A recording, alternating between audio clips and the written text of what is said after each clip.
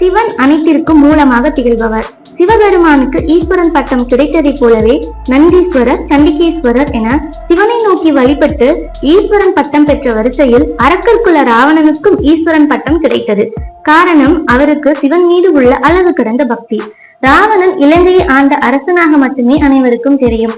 ஆனால் ராவணன் படைப்பின் கடவுளான பிரம்மாவுக்கு பேரன் என்றும், குபேரருக்கு தம்பி என்றும், ராமரின் மனைவி சீதையின் தந்தை என்பது உங்களுக்கு தெரியுமா?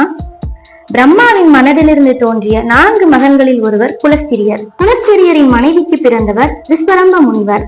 அவரது 2 மனைவிகளில் முதல் மனைவி ரிஷிகுமாரியின் மகன் குபேரர். 2வது அரக்கர்குல மனைவி கைகேசியின் மகன் ராவணன் மற்றும் அவரது சகோதரர்கள்.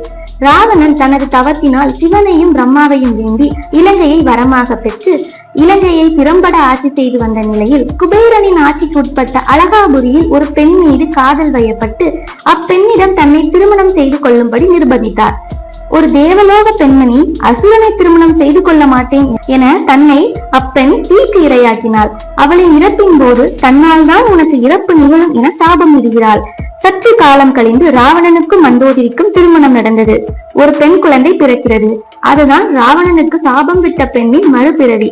அதனால் அப்பெண்ணை தன்னை விட்டு தூரமாக வைக்க நினைத்த ராவணன் தன்னை போலவே சிவன் மீது அளவு கடந்த பக்தி கொண்ட மிதிலையில் உள்ள ஜனகரின் மகளாக வளரும்படி செய்கிறார்.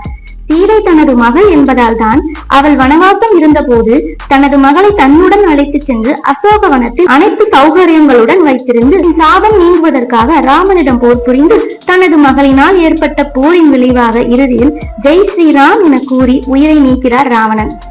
இது போன்ற ஆன்மீக தகவல்களை தெரிஞ்சிக்க எங்க ஆன்மீக அத்தியாயம் யூடியூப் சேனலை சப்ஸ்கிரைப் பண்ணுங்க, லைக் பண்ணுங்க, ஷேர் பண்ணுங்க.